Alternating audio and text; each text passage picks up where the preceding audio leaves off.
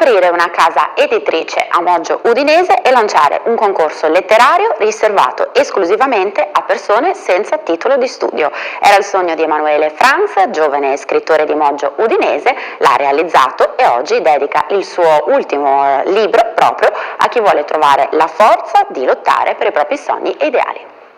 Emanuele Franz, ultima fatica letteraria, la biografia della forza, cosa si nasconde dietro questo titolo? La forza della volontà, la forza dei propri sogni, dei propri ideali, delle proprie convinzioni. Sottotitolo: attraverso la vita di 12 uomini straordinari, uomini di umili origini che hanno superato difficoltà personali, anche malattie, menomazioni, ma che con un percorso, con una lotta, sono emersi, sono riusciti comunque a raggiungere i loro obiettivi. Per esempio c'è Cortés che con 500 uomini arriva in Messico e conquista un impero di 25 milioni di aztechi. Come ha fatto?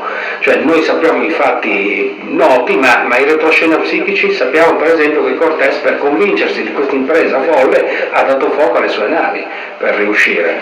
Ma c'è anche Pasteur, l'inventore del vaccino antirabico, lavorava in un solaio perché non aveva soldi per andare avanti. Marconi, che è stato definito un pazzo dal Ministero delle Poste Italiane, ha mandato il segnale elettromagnetico in Cornovaglia. Lui era convinto che ci sarebbe riuscito a tal punto che scrive: io sarei rimasto in Canada sotto la neve finché non raggiungevo i miei obiettivi. Anche tu ne hai avuta, ci staresti bene, insomma, anche in queste biografie, perché hai realizzato il sogno nel tuo paese a Moggio, anche di mettere su una casa editrice, hai scritto poi diversi libri e poi sei la seconda edizione anche di un concorso letterario che, lo ricordiamo, è molto particolare.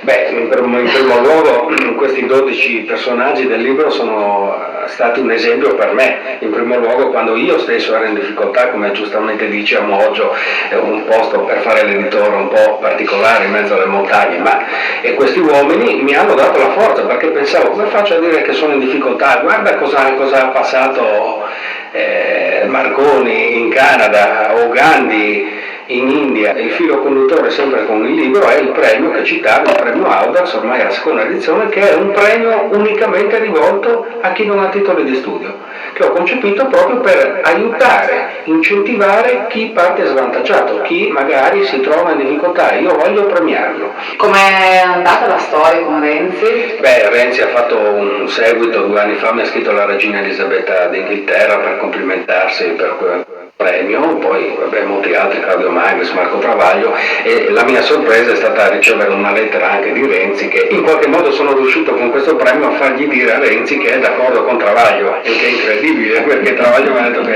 è una bella idea. Renzi ha detto: mi fa un po' strano, ma sono d'accordo per una volta con Travaglio.